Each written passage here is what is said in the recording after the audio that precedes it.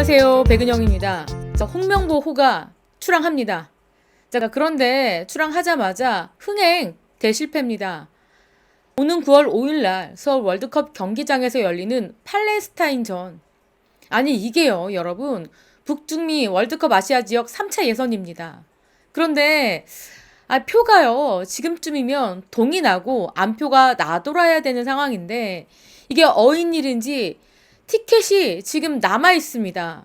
무려 4천석 이상이 좌석을 찾지 못한 상황입니다.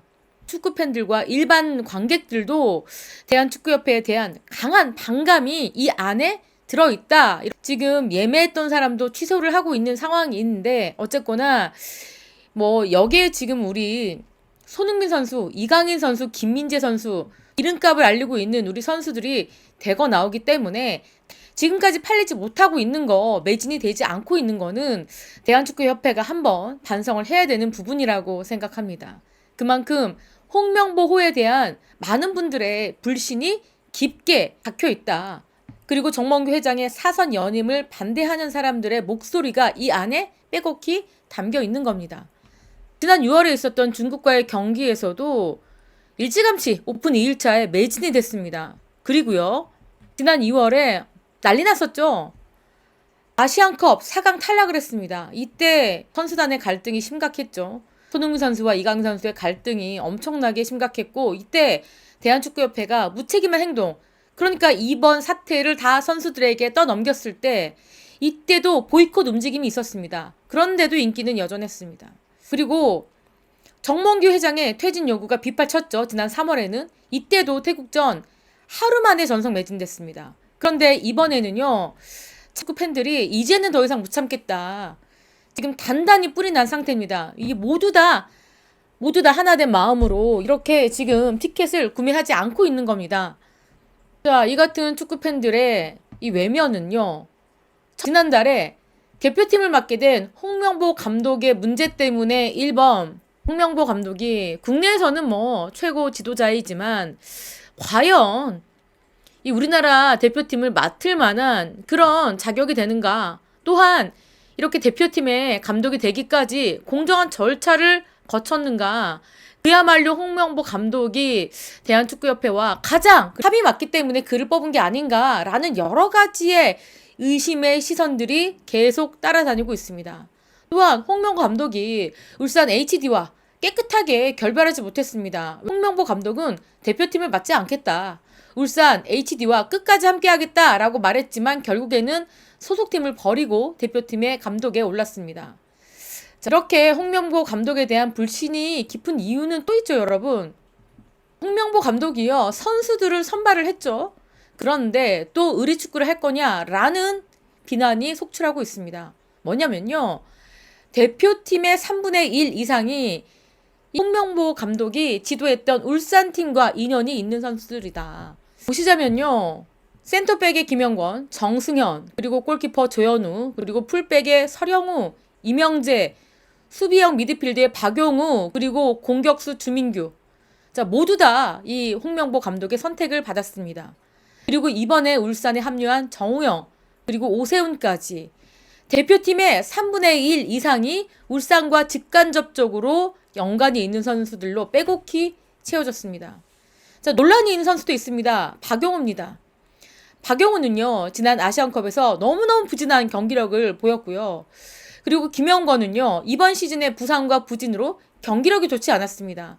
하지만 또다시 홍명보가 이들을 선택했습니다. 지금요, 우리나라 축구계의 먼 미래를 보는 사람들은 제발 젊은 선수들에게 기회를 주고 미래를 준비하자 이렇게 요구했는데 홍명보 감독은요, 가장 익숙하고 자신의 전술을 가장 많이 호흡했고 그런 선수들만 발탁을 했습니다. 그러니까 홍 감독이 전문적으로 국내외 선수들을 파악하고 선수들을 뽑았냐? 그렇지 않을 가능성이 높다라는 우려 섞인 목소리가 나오고 있는 겁니다. 우리 축구 하면 10년 전의 악몽이 떠오릅니다. 2014년 6월 당시 기사입니다. 홍명보 감독의 아집의 결정체, 의리축구의 몰락이다. 홍명보 감독이요, 박주영 선수를 지도하고 있는 모습입니다. 자, 여러분 어떤 생각이 나십니까? 자, 홍명보 감독이요, 2014년 브라질 월드컵에 나가서요 1무 2패 승점 1점밖에 챙기지 못했고요. 너무너무 최악의 성적표를 들고서 월드컵에서 쓸쓸히 퇴장. 우리나라가 월드컵 조별 리그에서 단 1승도 따내지 못한 게 1998년 프랑스 대회 이후 16년 만입니다. 최악의 결과를 가져왔죠. 그런데 이 홍 감독이 브라질 월드컵 나가기 전부터 의리 축구하는 거 아니냐. 선수들 발탁이 좀 의아하다라고 비난을 받았습니다. 왜냐면요. 홍명보 감독이 2012년 런던 올림픽의 대표팀을 맡아서 선수들을 데리고 나서 동메달을 땄습니다. 물론 좋은 성적을 거뒀죠. 그런데 그때 나갔던 선수 12명을 월드컵 대표로 대거 발탁한 겁니다. 그런데 이 안에서 박주영과 윤석영이 있었습니다. 이 선수들은요, 부상과 부진의 이유로 소속팀에서 거의 뛰지 못한 선수였습니다. 때문에 소속팀에서도 경기력을 내보이지 못했는데 우리나라 대표팀에 발탁이 됐다? 더더군다나 박주영 선수는요, 주전이 됐습니다. 박주영은요, 봉화지겸이라는 부상이 있었는데 박주영에게 대표팀의 주치의를 붙여가면서 회복을 도왔습니다. 그런데 어땠습니까? 박주영은요, 러시아전, 알제리전 슈팅 한 번 못했습니다. 그리고 경기 감각이 떨어졌고요. 공을 소유하지도 못했습니다. 자, 그래서 지금 박주영에게 슈팅빵, 따봉 1, 미안 1 이렇게 하면서 팬들이 조롱을 보내기까지 했습니다. 자, 뿐만 아닙니다. 윤석영도 마찬가지예요. 윤석영도 3번 경기에서 모두 공수가 뛰어나지 않았습니다. 자, 박주호가 있었는데 끝내 외면했죠. 자, 비난이 거세지자 홍 감독이 벨기에전에서는 박주영을 뺐는데 결국에는 홍 감독은 정말로 참패를 하고 말았습니다. 홍 감독이 10년 전에 아집과 오만의 결정체 이렇게 비난을 받았습니다. 의리축구의 몰락이라는 비난도 있었습니다. 홍 감독이 10년 전에도 그랬는데 이번 월드컵도 재현하는 게 아니냐. 왜 이렇게 대표팀의 3분의 1 이상이 울산 출신이냐. 이런 비난 또 받고 있습니다.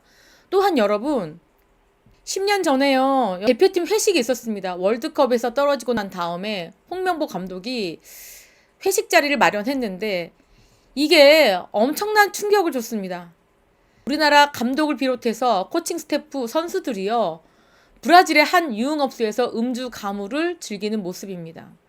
그런데 여러분, 이게 당시에 얼마나 큰 충격이었는지 너도 나도 앞다투어서 이렇게 보도가 될 정도였습니다. 많은 분들께서 아니 월드컵 회식인데 뭐가 문제가 되는 게 있습니까? 네, 여러분 충격적인 장면이 이 안에 담겨져 있습니다. 여러분 어떤 모습이 보이십니까?